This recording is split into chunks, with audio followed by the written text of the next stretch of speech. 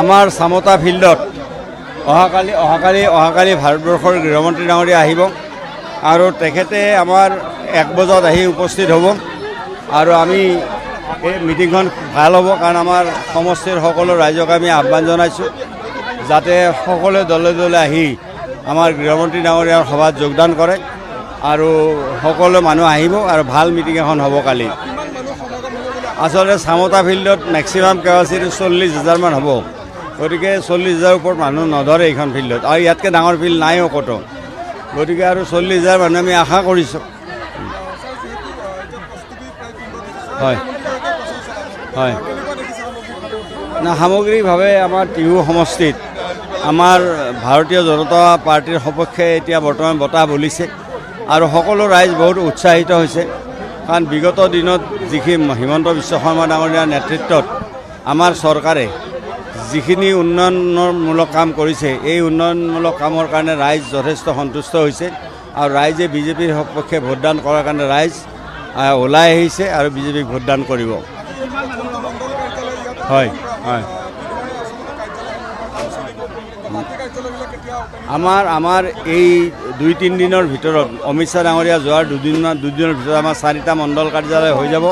পঞ্চায়তৰ কাৰ্যালয়বিলাক ইতিমধ্যে হৈ গ'ল কাৰণ 22খন পঞ্চায়ত আছে, তাত কাৰ্যালয় হৈ গ'ল।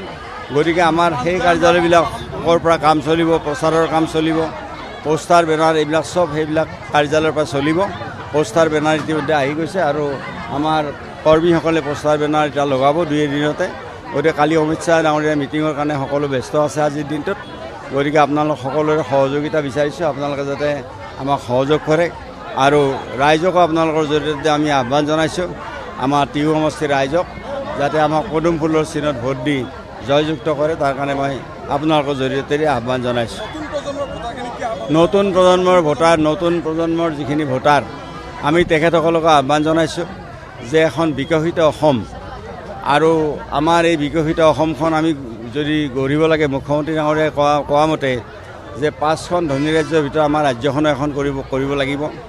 গতিকে সেই 5খন ধনী ৰাজ্যৰ ভিতৰত এখন অসম নিৰ্মাণ কৰাৰ কাৰণে আমাৰ নতুন প্ৰজন্ম আগবাঢ়ি আহিব লাগিব, সকলো ৰাইজ আগবাঢ়ি আহিব লাগিব, পুৰুষ মহিলা, গতিকে সকলোৱে আগবাঢ়ি আহিব লাগিব। আৰু নতুন প্ৰজন্মৰ ল'ৰা ছোৱালীখিনি এইখিনি কথা অনুভৱ কৰিছে যে আজি আমাৰ চৰকাৰখনৰ উদ্যোগীকৰণৰ ক্ষেত্ৰত চৰকাৰে যি ব্যৱস্থা গ্ৰহণ কৰিছে আপোনালোকে নিজে প্ৰত্যক্ষ কৰিছে। এডভান্টেজ আছাম 1 আগতে হৈছিল, এতিয়া এডভান্টেজ আছাম 2 হৈছে, তাৰ জৰিয়তে কিমান বিনিয়োগ হৈছে আপোনালোকে দেখিবলৈ পাইছে। গতিকে উদ্যোগ ক্ষেত্ৰখন আমাৰ চহকী হোৱাৰ লগে লগে আমাৰ নতুন প্ৰজন্মৰ ল'ৰা ছোৱালীবিলাকে তাত চাকৰি পাবলৈ সক্ষম হ'ব। চৰকাৰী চাকৰিটো 2 লাখ অহাবাদ দিম বুলি মুখ্যমন্ত্ৰী ডাঙৰীয়াই প্ৰতিশ্ৰুতি দিছে আৰু তাৰ উপৰিও উদ্যোগসমূহত আমাৰ নতুন প্ৰজন্মৰ যুৱক যুৱতী আগবাঢ়ি আহিবলৈ সক্ষম হ'ব আৰু কৃষি ক্ষেত্ৰখনৰ আধুনিকৰণৰ কৰাৰ যিটো আমি বৰ্তমান সংকল্প লৈছোঁ, গতিকে কৃষি খণ্ডখনতো আমাৰ যুৱক যুৱতীসকল তেনেকৈ মানে কাম কৰিবলৈ সক্ষম হ'ব। আৰু লগতে আমি স্কিল ডেভেলপমেণ্টৰ ক্ষেত্ৰত আমি ASDMকে আৰম্ভ কৰি আমি আছাম স্কিল ডেভেলপমেণ্ট মিছনৰ জৰিয়তে আমি স্কিল মানে কিছুমান বহুত ল'ৰা ছোৱালীক আমি স্কিল ট্ৰেইনিং দিছোঁ আৰু মঙলদৈত আমি 1000 কোটি টকা খৰচ কৰি আমি স্কিল ইউনিভাৰ্চিটি কৰিছোঁ। গতিকে নতুন প্ৰজন্মৰ কাৰণে এইবিলাক বহুত ভাল খবৰ। গতিকে নতুন প্ৰজন্মই নিশ্চয় বিজেপিৰ সপক্ষে পদুম ফুলৰ চিনত ভোট দিবলৈ আগবাঢ়ি আহিব। ধন্যবাদ।